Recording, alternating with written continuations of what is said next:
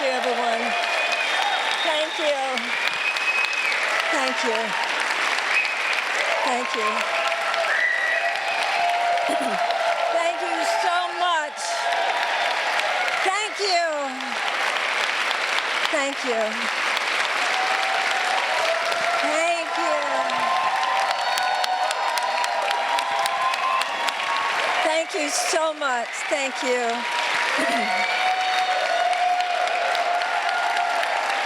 Thank you from the bottom of my heart. Thank you. Thank you.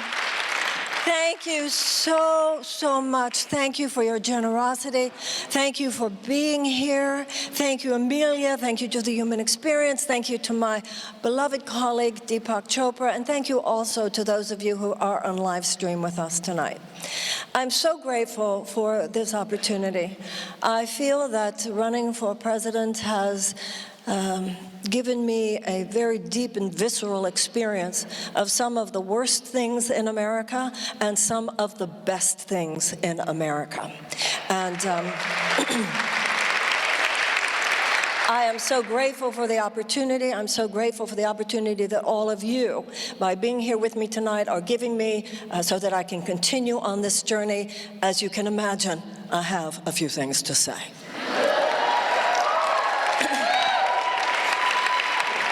First of all, you might not know, I didn't know until today, that today is the anniversary of the Boston Tea Party in 1773. In 1773, some Americans had simply had enough.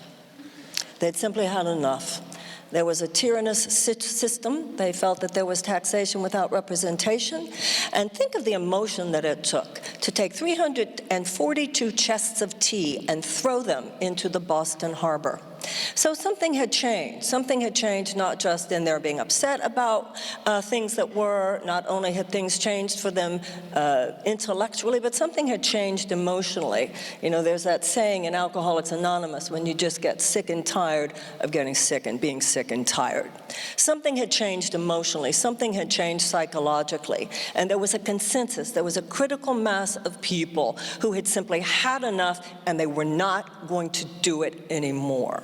There was a movie I saw many years ago called Hester Street with that marvelous actress Carol Kane in it. And what I remember was this amazing scene in the movie where this woman she was very, very quiet. She hardly ever said anything. And her husband was a really emotionally and psychologically abusive type of guy. And you just watched this movie, and you couldn't even bear the way she was so mousy about it. And she just took it, and she just took it, and she just took it. And then there was this amazing moment in the movie when it seemed that the woman was never going to complain. She was never going to nag. She was never going to do anything. And finally, there was just this moment. And it was so great because she's such a great actress. There was finally a moment. You had never heard anything, the whole movie, and finally she said, "That's it, enough." That's very interesting to me, those moments in our lives where we've simply had enough. You know, sometimes it's not something in our own lives, sometimes it's not something where we've had enough, but where we've seen enough. You know, unfortunately in America today, with the prevalence of alcoholism and drug addiction, it's become a very common experience. I know I've made this phone call, and I've had people make it to me. When you have someone that you love, we all know that they drink too much, we all know that they take drugs too much, but it's just kind of you're watching it, and then that moment comes. That moment comes and somebody calls somebody and says, "You think we ought to do something? Did you see her last night?" Somebody says, "Yeah, I was at the party." You saw that she fell down the stairs, right?" Somebody says, "Yeah." You say, "Was anybody else there?" Yeah, her brother was there. Her brother was there, and Jean was there, and David was there. "Do you think we ought to do something?" Yeah, we've been talking about that too. "Do you know anybody?" "Well, I know somebody who knows somebody who's an interventionist from California," or whatever. We kind of know that moment in our gut where it goes from dysfunctional to malfunctional. When it goes from my friend does drugs too much or my friend drinks too much to I better say something because I don't want to feel that they die and I might have done something. There's that moment when we know somebody better intervene here. And what we know about drugs and what we know about alcohol is that it's simply that the abuse of the body can only go on so long, and that at a certain point, the survival of the physical body cannot be guaranteed.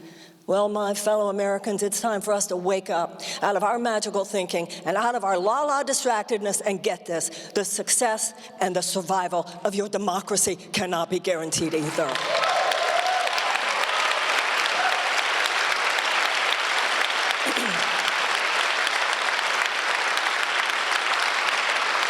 You know, when we were kids and we learned about evolution, and we learned about how species evolve, and Deepak has been speaking eloquently here tonight about the possibility of human extinction.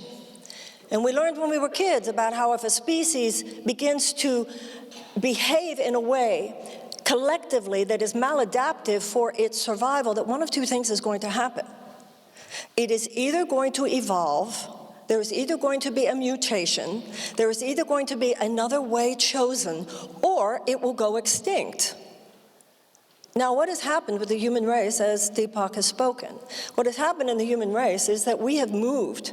We are in the process of moving. This is the emergency that we all feel. We have moved from dysfunction to malfunction. You know, many years ago, I visited Idaho. And I have to admit, sometimes I get Idaho and Wyoming mixed up. I get very dyslexic about Wyoming and Idaho, although somebody said to me recently, "You're running for president, you should get this clear." But I think it was Wyoming.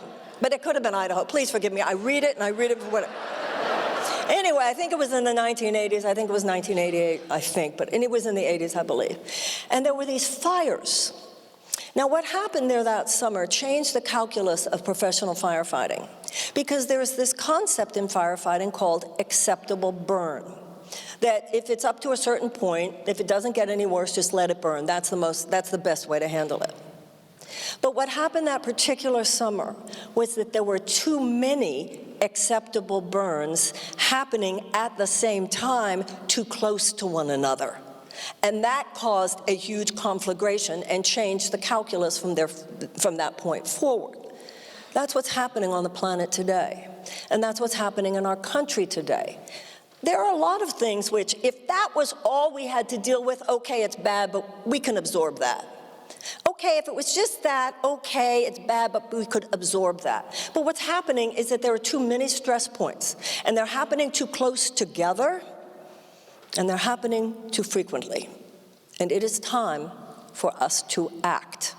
It is time for us to find that place within ourselves, much as Deepak was talking about tonight, where we are not letting our cynicism, which is just an excuse for not helping, we're not letting our complacency, we're not letting our narcissism, we're not letting our self-reference, we're not letting whatever it is within ourselves that would keep us from showing up at this moment of history from doing so. This moment is about not learning new things we didn't already know, because I'm not going to tell you anything tonight that you don't already know.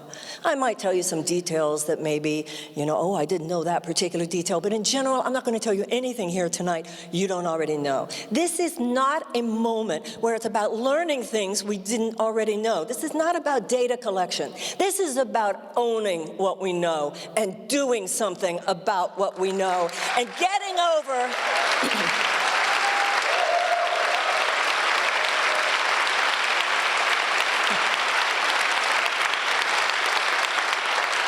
and getting beyond the foolish, irresponsible, immature, unsustainable thought that we can look to the political establishment that made it this bad and expect them to fix it.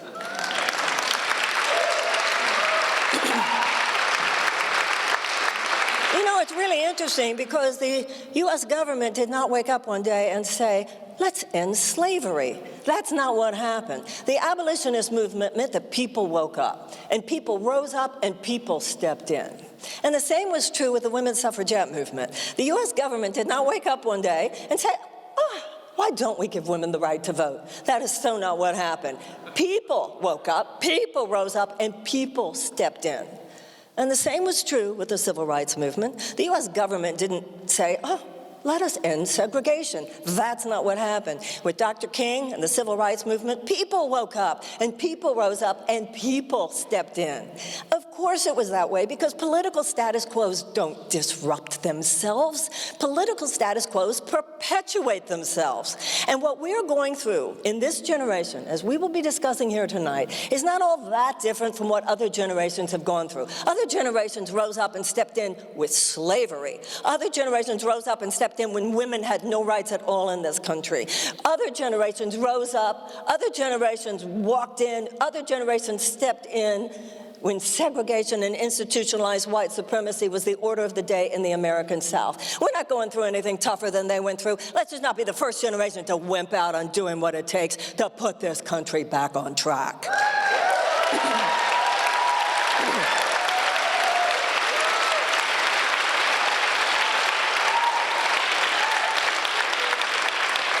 But they didn't expect the political system to repair itself. And I challenge the idea that only people whose careers have been entrenched for decades in the mindset of the problematical perspective that drove us into this ditch are the only people we should consider qualified to drive us out of this ditch. Not at all, ladies and gentlemen. It's time, once again, for the people to step in.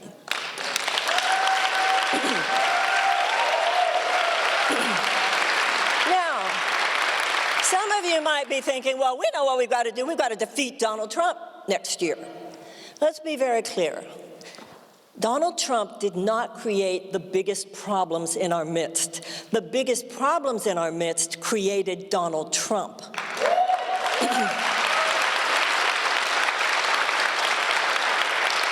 Donald Trump is a symptom. Donald Trump is not a cause. He is simply the climactic event of a process that has been accumulating in its horror and corruption for 40 years. So if all we do is get rid of the symptom, if all we do is defeat Donald Trump next year, but don't get down into the root cause of what's really going on in this country, then the same forces that put him there, they have a lot of names on their list. They will be back in the midterms in 22, and they will be back big time for the White House in 24. We have to do a lot more than change one presidency. We have to transform this country.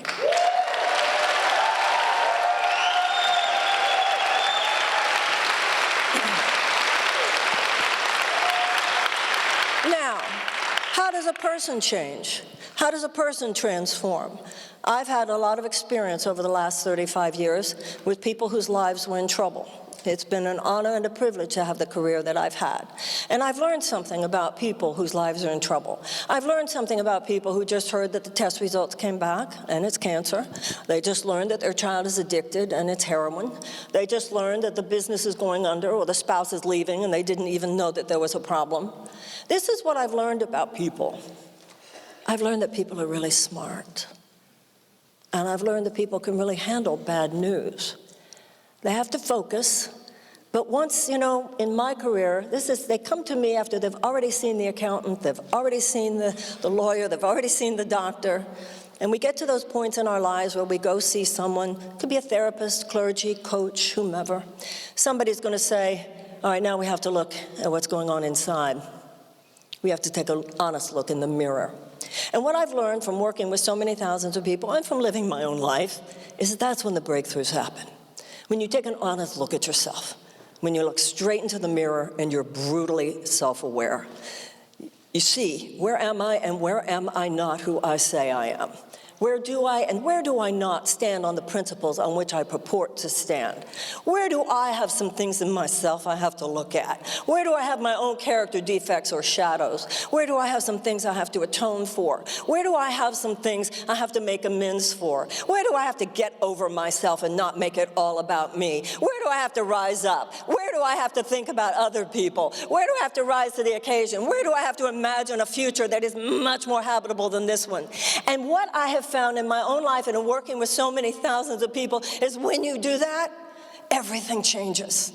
And all that a country is a group of people. So the same psychological and emotional and spiritual principles that prevail within the journey of a person prevail within the journey of a nation. I want to be president because I want to help the United States look in the mirror and look at some things and see some things with love, but might not be easy to look at, so that we can change. Because when we do, on the other side of this, there's going to be a century that's so amazing. It's going to be so beautiful. And if we do this, the young people in this room will have the most amazing century, and the older ones among us will at least die knowing we kicked ass while we were here.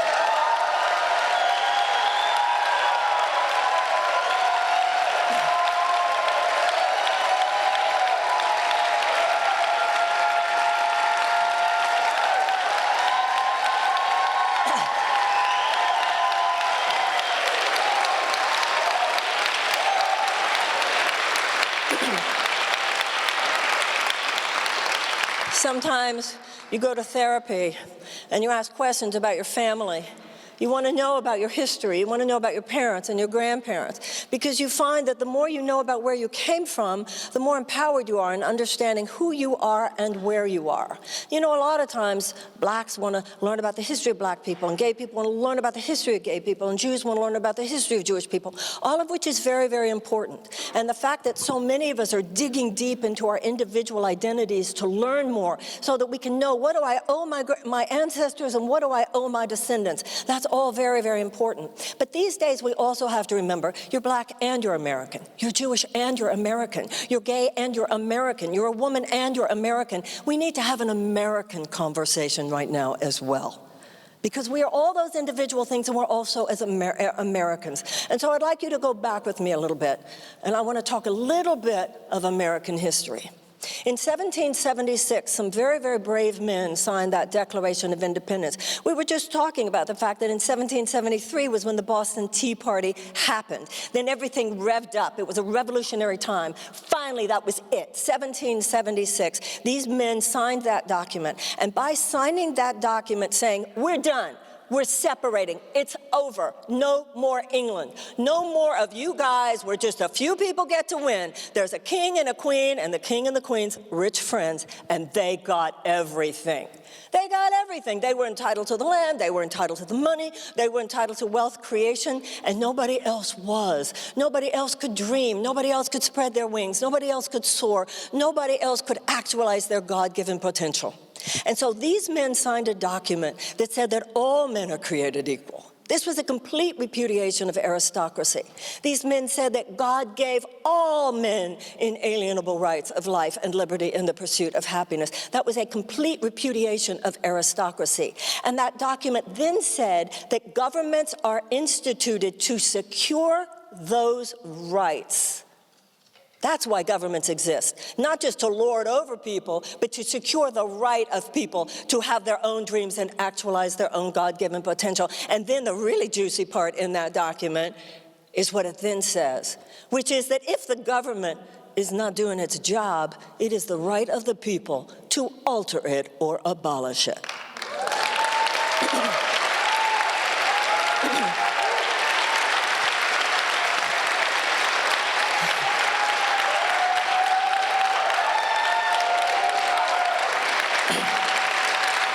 Now, that was where it started, but that's also where it got very gnarly.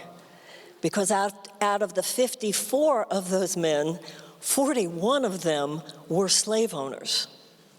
So that bipolarity has always been with us. That bipolar nature of the American character is our story. It has been the story of every generation, and it is the story of our generation as much as any other. On one hand, we are a nation founded on the most aspirational and enlightened principles of human possibility that has ever been built into the core of a nation. And on the other hand, we have always contained forces in every generation which represented the most violent transgression against those principles. Now, every generation decides for itself, what chapter are we going to write? And when you look at our narrative through history, we tend to self-correct. We had slavery, but then we also had abolition. We had the suppression of women, but then we also had the women's suffragette movement. We had institutionalized white supremacy and segregation, but then we also had the civil rights movement.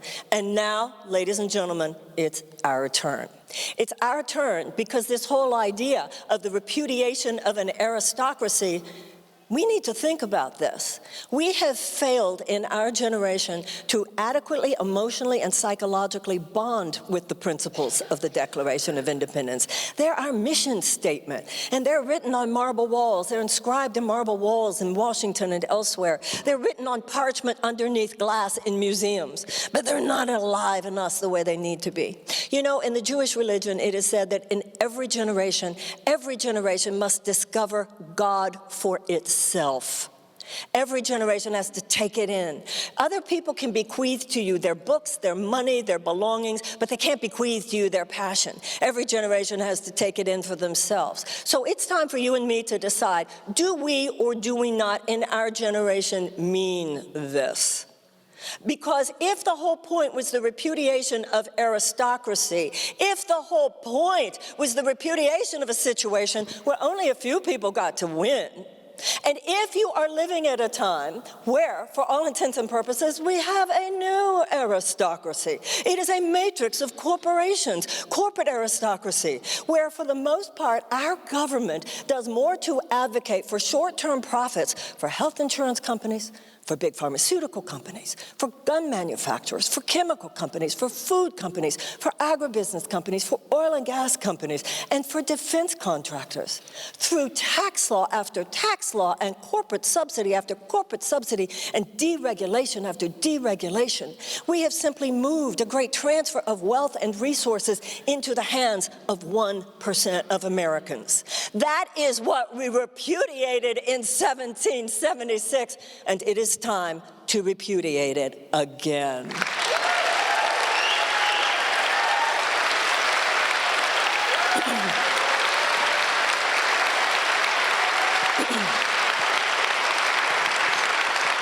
On the Battle of Gettysburg, where all those men died, Abraham Lincoln, referring to the ideas in the Declaration of Independence, said that those men had given the last full measure of their devotion, that a government of the people and by the people and for the people would not perish from the earth.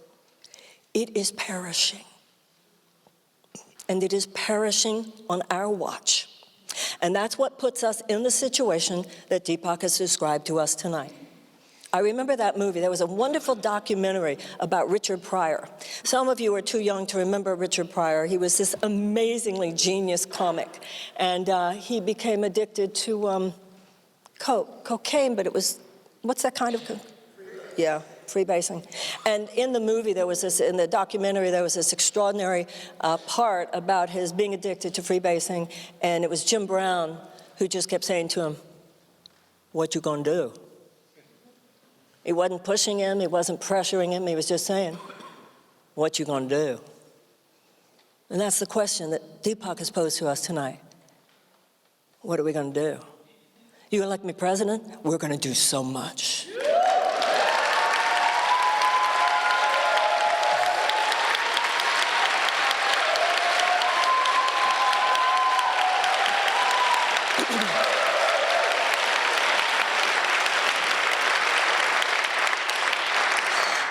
Louis Pasteur, the famous French scientist, his final words were, talk about working till the last minute. Right before he died, he lifted his head and he said, "I was wrong. It's not the germ, it's the environment." And that's what you want to remember about Donald Trump.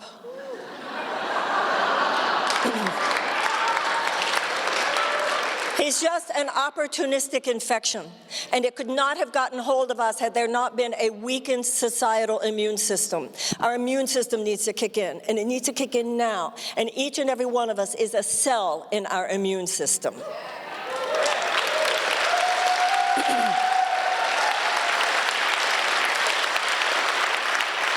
This dis-ease, this dysfunction, this cellular dysfunction has been going on for 40 years. It did not just begin. It began 40 years ago with the whole idea that trickle-down economics was going to be our societal and economic salvation.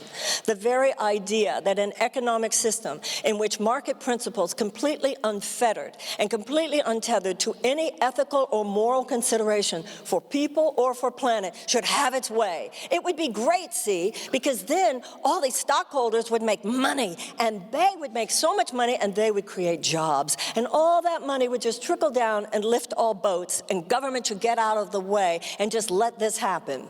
Well, it's been 40 years, and I think after 40 years we can say that the jury is in. It did not lift all boats. It has left millions and millions of people without even a life vest.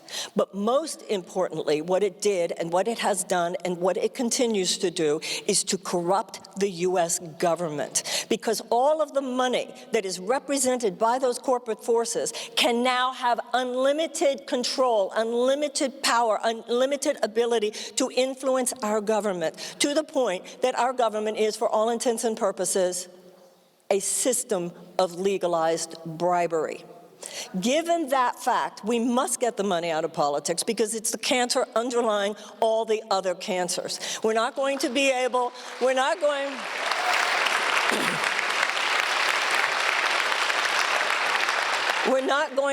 to overturn Citizens United anytime soon, but we can have federal legislation to establish public funding for federal campaigns, and ultimately, we're going to have a constitutional amendment to get the money out of politics. But in the meantime,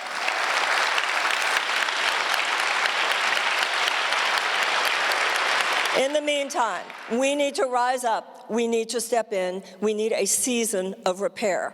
It's not going to happen immediately. But this is what I want you to all understand. It can't just be a policy here and a policy there. It can't just be tweaking it here and tweaking it there. It can't just be making it okay on the level of symptom here and making it okay on the level of symptom there. We have to rethink everything. We have to see what's happening with a whole person integrative perspective, which is the way 21st century people think.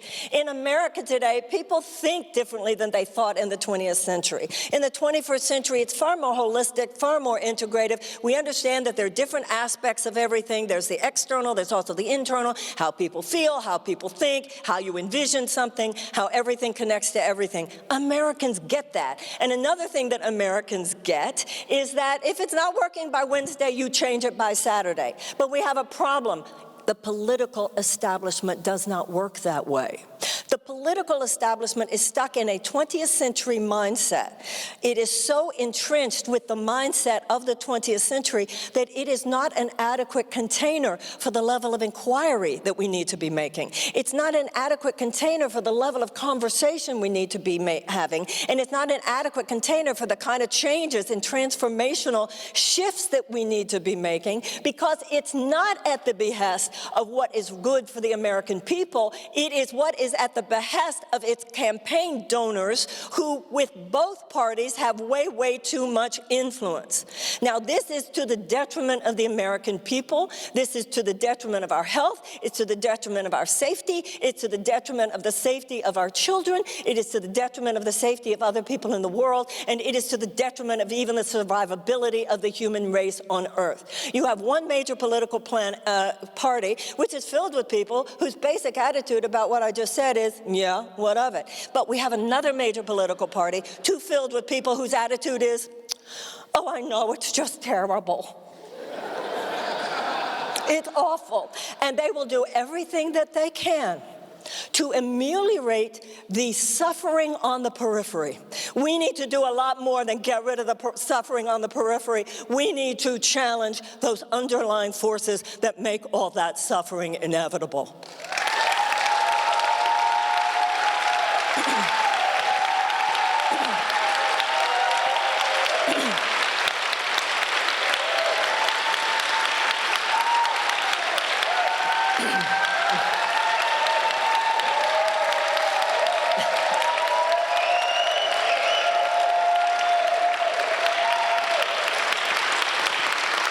In other words, we need to stage an intervention.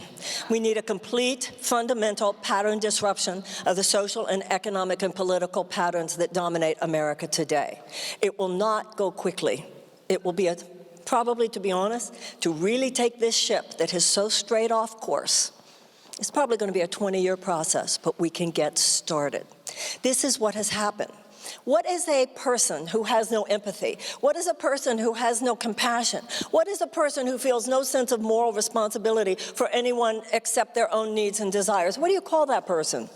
A sociopath. So what do you call an economic system which is actually driven by the idea that it is justified in having no sense of ethical or moral consideration for people or planet? A sociopathic economic system. American capitalism, and I'm not anti-capitalist. To me, this is not inherent in capitalism, but it is a virulent strain of capitalism. And this virulent strain of capitalism is capitalism without a conscience. And because of its corrupt influence on our government, it has created a government without a conscience. And so, what we need is the intervention by the people. And we need to look at the fact that we allowed this to happen. We allowed this to happen. You know, you don't change your life until you first take 100% responsibility for the fact that it is the way that it is. This is what we need to do. We need 6 pillars of moral repair in this country. First of all, we need economic justice. We need a massive infusion of economic hope and opportunity into the life of the average American. We have 93 million people living near poverty. When you have 93 million living near poverty, you know what that means? That means tens of millions of people who live every single day with the chronic tension, the chronic anxiety of not knowing what will happen if they get sick, not knowing what will happen if one of their children gets sick, not knowing how they will send their children to college, not knowing how they will ever get out from under these college loans. And then we wonder where our mental health crisis comes from. Where does all this anxiety come from? Where does all this tension come from? Where does all this depression come from? Every time I hear a politician say that they need to try to address the mental health crisis, I feel like saying, hey guys, I have an idea. Stop driving everybody crazy.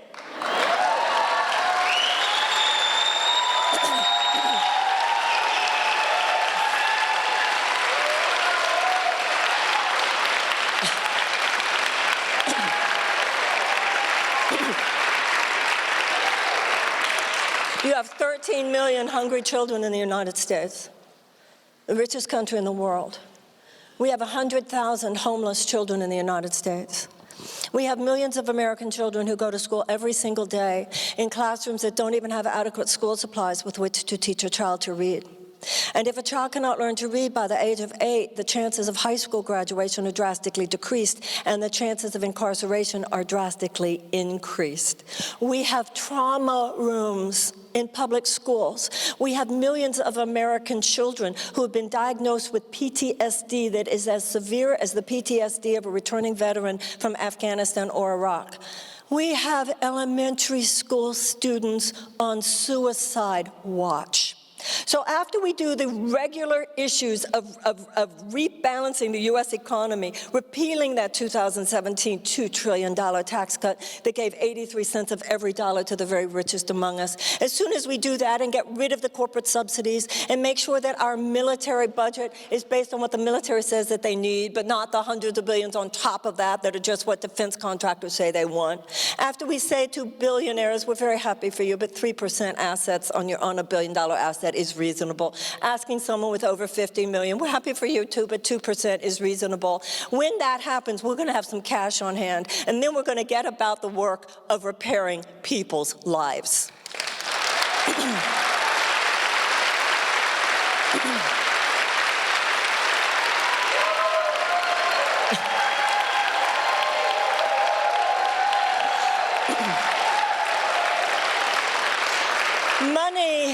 Money does not come from a bunch of corporate chieftains up on some corporate Olympus, Mount Olympus up there, dropping crumbs in the form of job creation. That's not where money comes from. Money comes from the creativity and the productivity of the American people. That's where money comes from. And that's why if we want peace and if we want prosperity, all public policy should be guided by one core principle, and that is what would help people thrive. And that begins with our children. You want to have an abundant economy 15 years from now? I'll tell you what you do. Take better care of your 10-year-olds today. You want to see...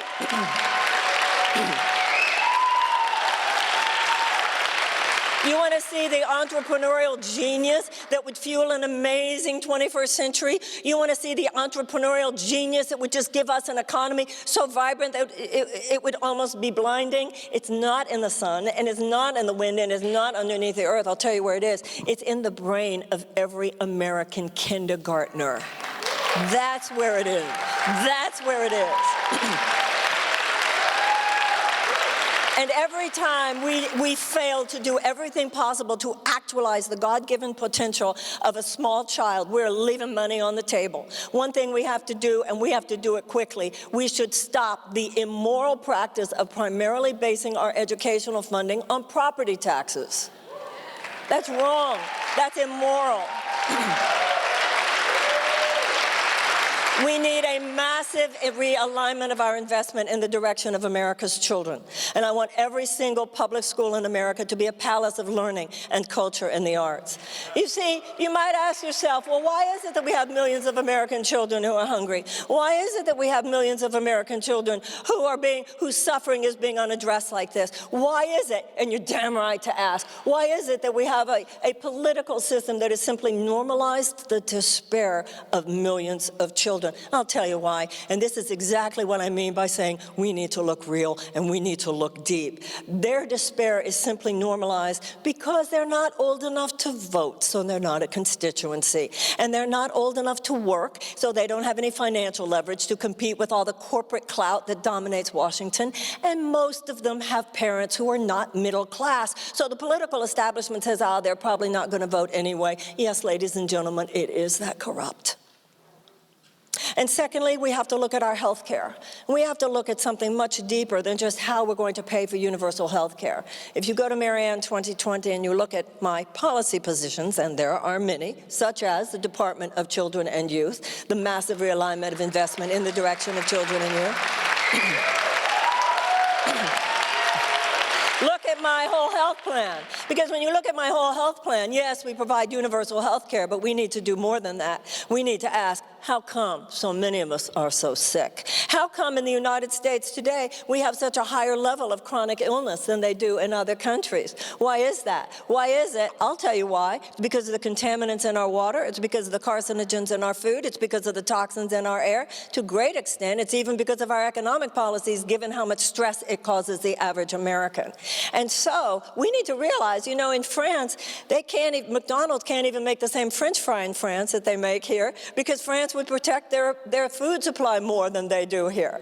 But see, in order to address what's really making us sick, the political system, the political establishment, and by the way, some very, very nice people. This isn't about not nice people. It's about a system itself that is so corrupt. Of course, they're only talking about treating the symptoms and providing health care, because if they were talking about root cause, which is why are we so sick, we would begin to realize with the political establishment as it is, that the reason they don't want to talk about root cause is because they are the root cause.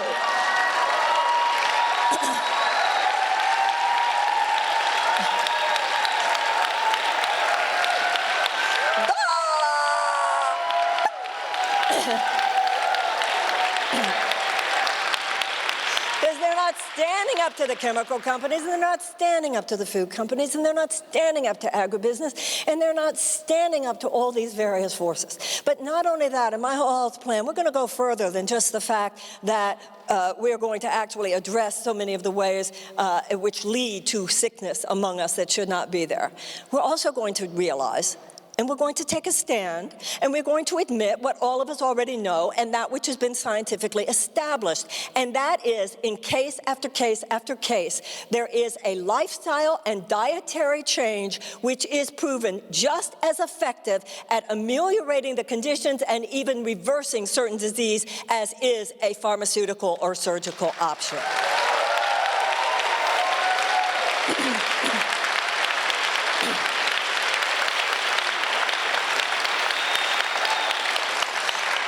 right now, because big pharmaceutical companies pay so much money to so many medical schools, and most medical students in America today only have like maybe one semester of learning about the relationship between food and health. So we're going to fix that. We're going to compensate for that. We're also going to say that if you go to the doctor, and the doctor who is mainly schooled in surgical and pharmaceutical options, the doctor will give you a diagnosis. The doctor will also prescribe his or her ideas about what you should do about it. However, it will be mandated that if you are given a surgical or pharmaceutical option as a prescription, you also must be informed of the scientifically established alternatives related to dietary changes and lifestyle changes that have, in many cases, just as much of an ameliorative effect. They found out the other day with stents.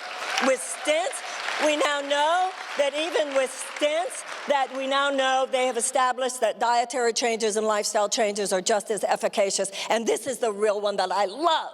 Your insurance has to pay for that too.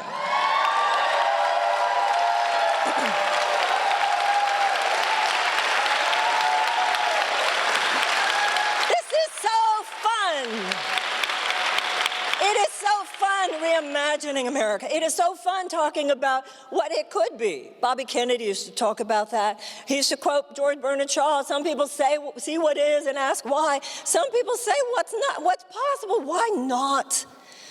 I don't want to linger on any one thing, though, because we got more pillars of repair, and that is war and peace. Our entire foreign policy agenda is dominated by short-term profit maximization for defense contractors. If you didn't see it 2 days ago or 3 days ago, whenever it was, the House of Representatives, the democratically controlled House of Representatives, passed a bill. And guess what? We're going to have a sixth branch of the U.S. military. We're going to have a space force. So if you're one of those people who loves to lie back in the grass, look up at the stars, maybe kissing somebody you love, making love with somebody you like, be really careful, because you won't know what's coming back down at you. You won't know what's looking back down at you. We're militarizing space. We're militarizing space. I mean, a lot of people say we've been doing that already, but we should really think about this. You see, my father fought in World War II. I'm a fan of the U.S. military. My critique here is not of the U.S. military. My critique is of political decisions. Our military has to clean up situation after situation that's a mess that was created by politicians, including ISIS, that would never have happened had we not invaded Iraq. But you see, the military says how much they need, and then our military budget is not only what the military says they need, but hundreds and billions of dollars on top of that the defense contractors say they want to increase their own short-term profit maximization. $760 billion for a military budget every year, compared to $40 billion for the State Department. That's diplomacy, mediation, development. And then within the State Department is $17 billion that goes to the USAID. And the USAID is long-term development and humanitarian assistance. And then $1 billion above that, a little bit less than $1 billion, goes to the peace-building agencies. Now, why do I mention this? Because peace-building is a specific skill. It's a specific expertise, which takes just as much effort, just as much skill, and in some cases, given where these things are practiced, just as much courage as do military skills. And there are 4 factors of peace building, which when present, statistically indicate that there will be a higher level of peace and a lower level of conflict. Number 1, expanded economic opportunities for women. Number 2, expanded educational opportunities for children. Number 3, reduction of violence against women. And number 4, the amelioration of unnecessary human suffering. You see, ladies and gentlemen, desperate people do desperate things. You knew that. Wherever there are large groups of desperate people, we should witness this as a national security risk. Desperate people are more vulnerable to ideological capture by genuinely psychotic forces, whether it's a gang in a corner of an American city or a terrorist organization in another corner of the world. But look how much more money we spend preparing for war than we spend cultivating peace. We don't have a peace agenda for the same reason we don't have a health agenda. We don't have a health agenda because there's more money to to be made for health insurance companies and big pharmaceutical companies in our being sick than in our being well, and we don't have an agenda for peace because to commit to peace rather than war all the time does not make as much profit for defense contractors. If this doesn't tell you, what does? It is so time for the people to step in now.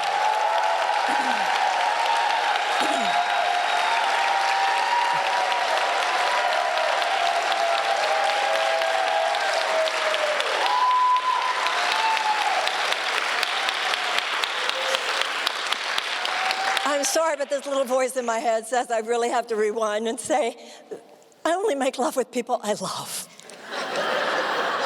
They love. Okay. Now, I want a Department of Peace, and I want a peace academy as well as a military academy.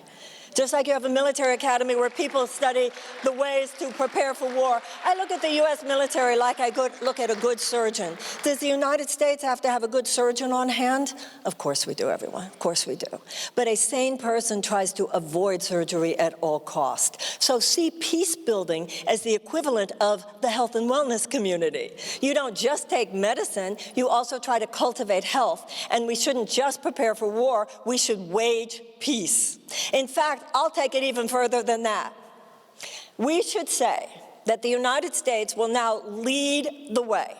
And our vision is that at the end of this century, most of us will not be alive to see this, but you know, a generation, a powerful person doesn't just live for themselves, they live for others as well. And a powerful generation doesn't just live for itself, we live for other generations as well. It doesn't matter that we won't see this. You know, I once read a book about the great cathedrals in Europe, and it was this amazing commentary on the fact that other than the pyramids of Egypt, that the great cathedrals of Europe are the greatest architectural creations on the planet. And what is so amazing about those cathedrals is that the people who worked on them knew that they would not live to see the day when they were completed.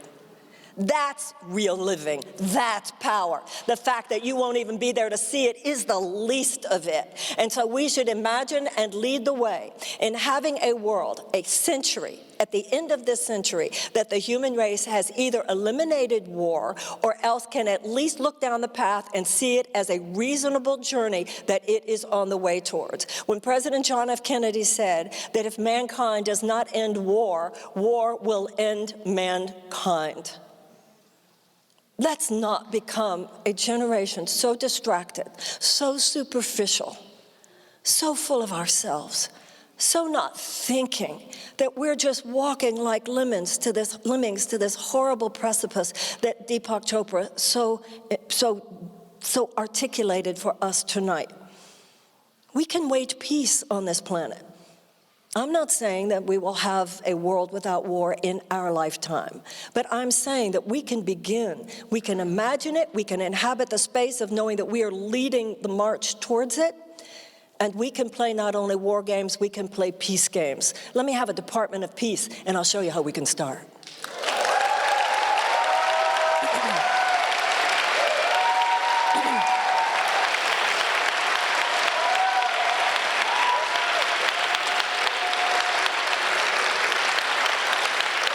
Two more pillars, and then I want to bring Deepak up here so we can talk. One is about race. See, this is the thing with all the people who are running for president, and they're all really nice people. I've had a chance to meet them, and they're lovely, lovely people, and they're all telling you the truth. You know, Deepak said something about politicians lying and all that. I think I know some really wonderful politicians, and I think everybody who is running for president on the Democratic ticket is telling you the truth. It's just that telling the truth is not enough right now. We have to be like you are in a court of law when you raise your hand and you swear to tell the truth and the whole truth and nothing but the truth. And so in all of these areas that I'm talking to you about, other politicians, you know, they're telling the truth. We have to go deeper. We have to talk root cause. And race is one of those areas. We really don't need another study, and we don't need a commission. We don't need more evidence. We kind of know what happened. It is time to pay reparations for slavery.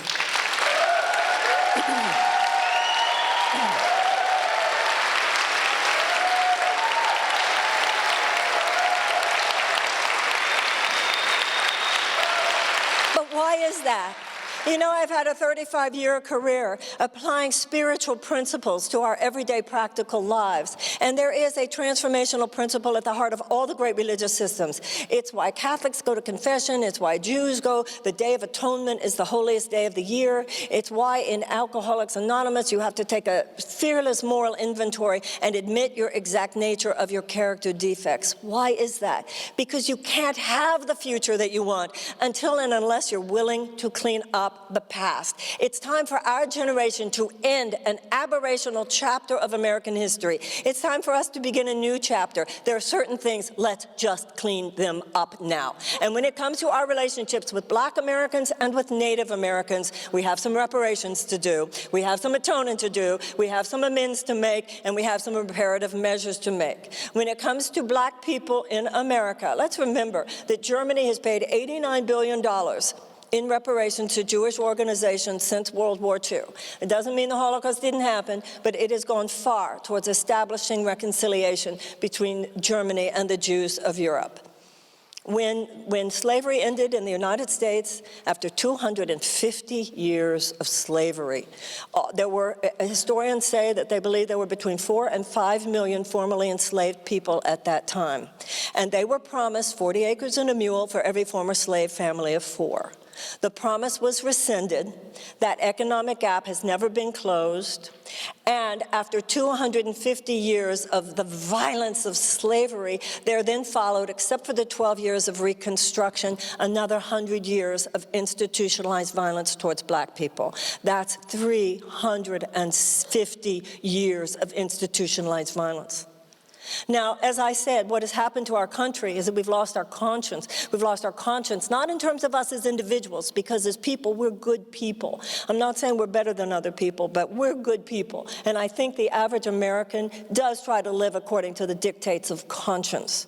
The problem is not with the American people. The problem is the gap between the basic decency, dignity, and conscience that is displayed by the American people and the lack of conscience, dignity, and decency that is displayed by public policy.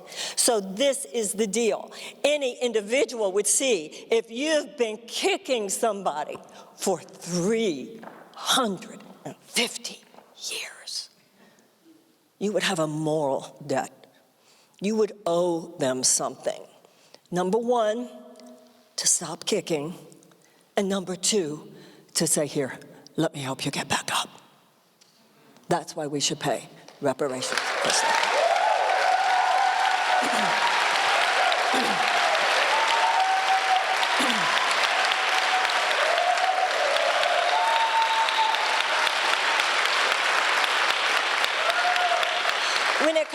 When it comes to Native Americans, the issue had to do with originally had to do with genocide, obviously, and cultural annihilation, but also unfairly negotiated treaties, and then situations where even when the treaties were somewhat fair, they have been completely wrecked and not upheld by the U.S. government. The first thing we need to do is to give back the Black Hills of South Dakota. They were promised to the Sioux in 1863. They could be returned to the Sioux without any disruption, the vast majority of them anyway, without any disruption to the state government there.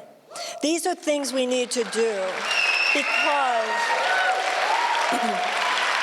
as I said, a nation is its people. These psychological and emotional and spiritual things, they're underneath, they're turbulence underneath, and we can all feel that the political system doesn't get to the heart of the matter.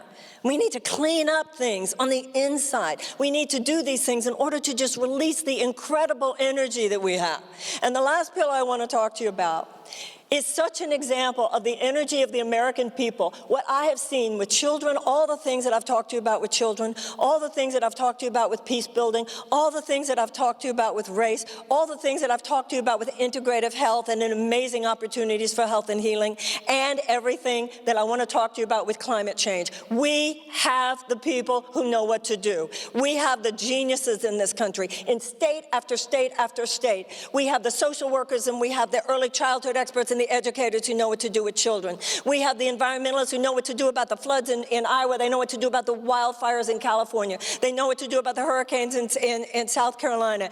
Everywhere, we have the people who know what to do with peace building. They know what to do with the formerly incarcerated. They know what to do with gang members. We are the American people. We know what to do, and we can do everything we need to do. This is our problem. Our government does more to fund the problem creators than it does to fund the problem solvers.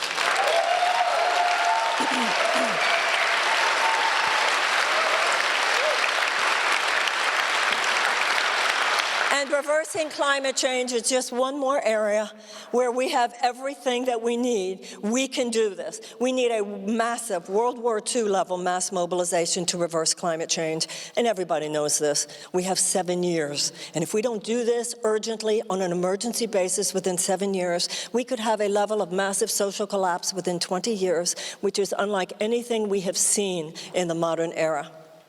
We could have whole swaths of countries and even continents that are literally uninhabitable because of the heat. And if it's uninhabitable because of the heat, obviously they can't grow food there. If they can't grow food there, that means you're going to have food shortages, you're going to have economic collapse, and you're going to have what could be hundreds of millions of climate refugees. We must not allow this to happen. And we know what we need to do. We need to sequester the carbon. We need to reforest. We need to develop green energy and develop it quickly. We need to get rid of those animal factory farms. Not only are they immoral,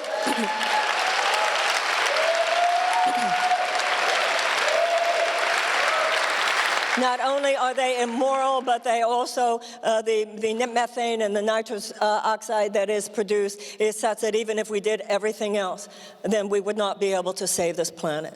So see, this is what we also need to remember, though. The same industries that have done industrial scale harm, we will need them to do industrial scale repair. Let's not kid ourselves. We would not have been able to fight World War II without fossil fuels. And there's over 1 million Americans who work day in and day out. And they put food on their table, and they pay the rent in their homes, and we should have respect for this. There are over 1 million people who work at jobs that have to do with the dirty energy economy, and we need to shift for the clean energy economy. And I'll tell you something that every progressive needs to remember. As much as we need to make it clear that we love this earth, we also need to make it clear that we also love these people.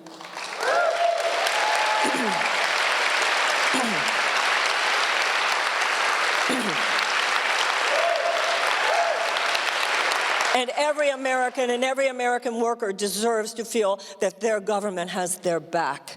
And so during this just transition, which must be done quickly, it must be done, however, respectfully, and it must be done carefully.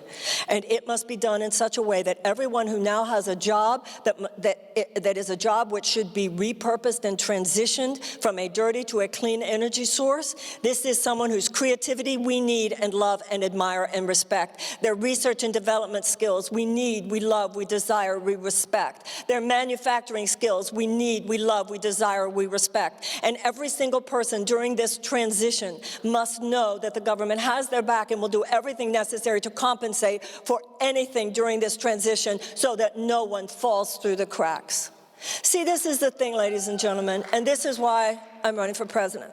I'm running for president not only because I feel that we need someone who has the vision of what is happening. We have a lot of car mechanics. We have a lot of good car mechanics. The Democratic Party has great car mechanics. But sometimes the issue isn't whether or not you have a good car mechanic. Sometimes the issue is that you're on the wrong road. And sometimes the issue is that you need somebody who can articulate what the path is that you should take to Milwaukee more than you need somebody who can actually get in there and fix the carburetor. We have a lot of people who know how to fix the carburetor. We don't have that many people who can really discern what road have we been on, how do we get here, what road do we need to go on, who do we need to enroll, how are we going to do this, how are we going to motivate everybody, how are we going to inspire everybody. I'm not saying I am the only person in America who has that skill set. I'm not even saying I'm the best person in America for doing that job, but I'm saying I'm the only one running for president.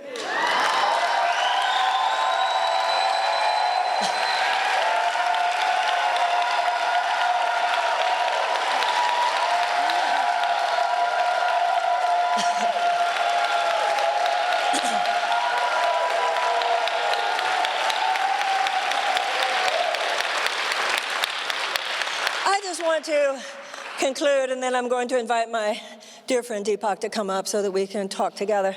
I just want to say that this might seem, all of these things that we've talked about tonight, overwhelming. And that's because they are. And most people would say, oh, you need to just pick one of them.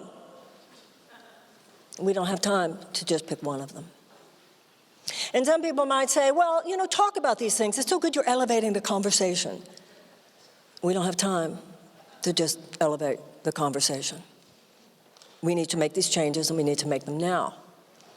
And if any of you are thinking, which I'm sure you are, wait a minute, she wants the children thing, she wants the peace thing, she wants the healthcare thing, she wants the race thing, and she wants climate change. She wants all of this.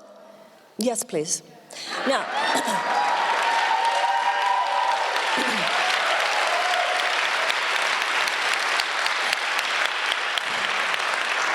because it has to be that big. And I said earlier tonight that each and every one of us is a cell in the immune system of our country and the immune system of our world. The very fact that you're an American citizen gives you such power. And yet this power is not just something that gives you rights, it's something that gives all of us tremendous responsibilities. And we are called on in this generation to rise to the occasion as no generation has been called upon to rise before. But as I've already said, we have everything that we need. The issue now is not, as I said, either that we don't know these things. I didn't say anything tonight you don't already know. This moment isn't about learning things you don't already know. This moment is about owning what we all already know. What does that mean? That means a lot of stupid things that I allowed to distract me are going to have to fall away now. And that's what I've seen working with people who just got the diagnosis that the test results came back and it was cancer. Or they just learned that their child is addicted and it's heroin. Or they just learned that their spouse moved out and they didn't even realize it was a problem. And as I said, I've lived my own life. You go through a crisis like that and the most amazing things happen. All these ultimately unimportant things that normally dominate our lives just fall away in the first 5 minutes.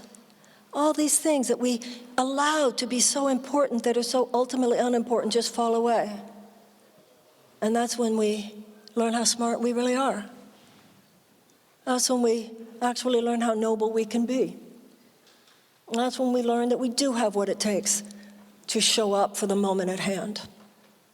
We will not do this unless you and I change. And it can't be just waking up enough to elect somebody different for president. That is so small compared to what we need to do. We need to wake up and we need to stay awake. We need to make citizenship an aspect of what it means to be a real person living a meaningful life. And when we do that, something so extraordinary is going to happen in this country. And I'm reminded of the line from Winston Churchill when he pointed out that Americans can always be counted on to do the right thing after we've exhausted every other option. It is true. The whole world is rolling their eyes about us now. People all over the world cannot believe we allowed all this to happen. But even the people who are the most cynical about America today, the vast majority of them would admit the world will not be a better place if America goes down. And so we're going to do what other generations have done before us. We have tarried too long. We have dragged our feet. We have been too self-referenced. We have allowed ourselves to be distracted.